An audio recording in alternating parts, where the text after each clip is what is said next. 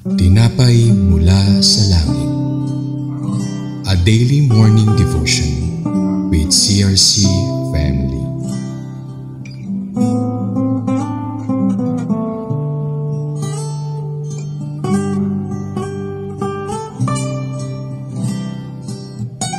Isang mapagpalang umaga po sa bawat isa. Ako po si Pastor Ares Maligaya mula Balayan, Batangas, Daughter Church. Samahan niyo po kami sa ating programang Tinapay mula sa langit, ang pang-araw-araw natin debosyon sa salita ng Diyos. Tayo po ay manalangin. Aming Diyos na dakila at mapagpala, narito po kami sa umagang ito upang Ikaw ay papurihan at pasalamatan. Maraming salamat, Panginoon, sa panibagong buhay, panibagong umaga at kalakasan na pinagkulob mo sa bawat isa sa amin. Samahan mo po kami sa umagang ito sa programang Tinapay mula sa langit. Ito po ang aking dalangin sa tanging pangalan ng iyong anak na si Jesucristo at sa gabay ng Espiritu Santo. Amen. Ngayong umaga ay matutunghayan natin ang salita ng Diyos from Deuteronomy 23 verse 3 to 6. Sabi po sa 3, ang isang Amonita o Moabita ay hindi maaring ibilang sa sambayanan ni Yahweh hanggang sa ikasampung sali ng kanilang lahi. 4. Sapagkat hindi nila kayo binigyan ng pagkain at inumin nang kayo'y naglalakbay mula sa Ehipto. Bukod dito, inupahan pa nila si Balaam na anak ni Beor na taga-Petor sa Mesopotamia para sumpain kayo. 5. Gayunman, hindi siya dininig ng Diyos ninyong si Yahweh. Sa halip, pinagpala niya kayo sapagkat mahal kayo ni Yahweh. 6. Kailan may huwag ninyong silang tutulungan upang sila'y maging mapayapa o masagana. Ang title po natin sa umagang ito ay Excluded from the Congregation of Israel, Civil Leadership in Israel.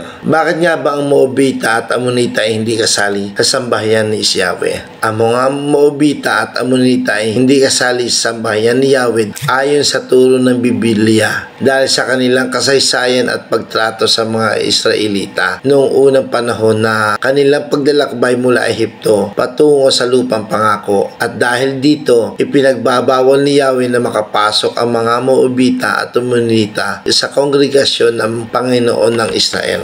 Mga pangunahing dahilan kung bakit hindi sila makakasali. Una, ang pagpapalis at pagtanggi sa Israel. Nang dumaan ng mga Israelita sa teritoryo ng Moab at Ammon, hindi tinulungan ng mga Moabita at Amonita ang mga Israelita at hindi sila binigyan ng pagkain at tubig. Sa halip, tinanggihan nila ang mga Israelita at hindi sila pinayagan na dumaan ng maayos, at pagkatapos sila'y umupa pa ng isang Balaam na anak ni Beor na isang tanyag na manghuhula upang sumpain ng Israel. Inupahan siya ng hari ng Moab na si Balak sapagkat sila ay natatakot na baka sila naman ang susunod na salakayin, sapagkat naniniwala siya na kung ipadadala ang malupit na sumpa laban sa Israel, magiging matagumpay sila sa paglupig sa mga Israelita. Kaya nagtakda si Yahweh ng paghatol laban sa kanilang mga lahi. Pangalawa, pag-uugali ng kanilang mga ninuno. Ang mga Moabita at Amonita ay mga inapo ng mga anak ni Lot na si Moab at Ben-Ami. Genesis 19 verse 30 to 38. Ayon sa Biblia, ang kanilang pinagmulan ay may kinalaman sa isang hindi tamang relasyon ni Lot at ang kanyang mga anak. Kaya't ang mga lahi nila ay itinuturing na hindi malinis at hindi karapat-dapat sa pagpapala ng Diyos na ibinibigay sa Israel. At dahil sa mga pangyayaring ito, ipinagbabawal ni Yahweh na ang mga Moabita at mga Amonita ay magkaroon ng bahagi sa sambahayan ng Israel. Ngunit dito ay makikita natin ang pagprotekta ng Diyos sa Israel. Bagamat pinilit ni Balak na gamitin si Balaam upang sumpain ng Israel, hindi ito pinayagan ng Diyos. Sa halip, binago ng Diyos ang kanyang salita at ginawa itong pagpapala. Ipinakita ng Diyos ang kanyang kapangyarihan at proteksyon sa Israel sa kabila ng mga plano ng mga kakaaway. Kaya naman ang kautusan ni Yahweh na pag-iwas sa pakikisalumuha sa bansang Moabita at Amonita, kung makikipagkasundo o magkaroon ng malapit na ugnayan sa mga ito, ay upang hindi magdulot ng espiritual na pagkatalo para sa Israel. Mga mahalagang aral para sa mga Israelitan maging sa ating buhay ngayon bilang ng mga mananampalataya. Una, ang pagproteksyon ng Diyos sa kanyang bayan. Pangalawa, ang pagpapanatili ng espiritual na kalinisan. Pangatlo, pag-iwas sa kasalanan at pagkakaroon ng espiritual na hangganan. Pang-apat, pagkilala sa kasaysayan at mga bagay na naging hadlang sa pagtahak ng tuwid na daan.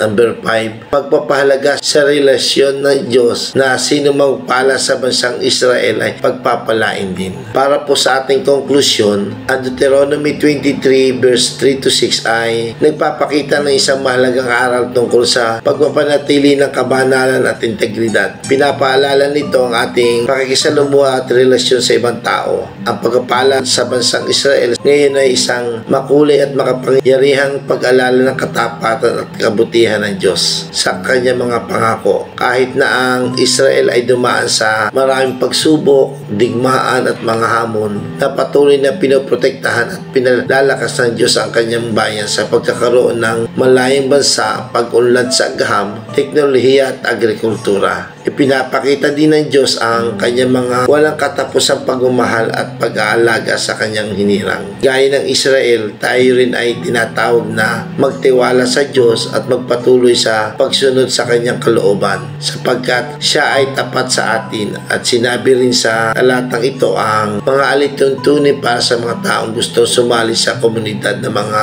Israelita. Ang mga ito ay naglalaman ng mga patakaran para sa mga bastardo, mga Amoninita at Moabita at mga iba pang mga taong hindi pinapayagan na sumali sa komunidad. Tayo po ay manalangin. Aming Diyos na dakila at mapagpala, nandirito po kami, Panginoon, sa umagang ito. Nagpupuri at nagpapasalamat sa iyong walang hanggang kadakilaan at katapatan sa amin. Maraming salamat, Panginoon, sa iyong salita na nagbibigay buhay. Dalangin po namin ang kasaganaan at kapayapaan sa bawat isa, lalong-lalo na po sa bansang Pilipinas. Dalangin po namin ang bawat isa na namumuno sa bansang ito, na ikaw ang maghari, Panginoon, sa bawat isa sa kanila at bigyan mo po sila ng puso may pagsunod sa kanilang tungkulin, na upang ang bawat departamento na kanilang hinahawakan ay magkaroon ng katagumpayan at kasaganaan ng bansang ito.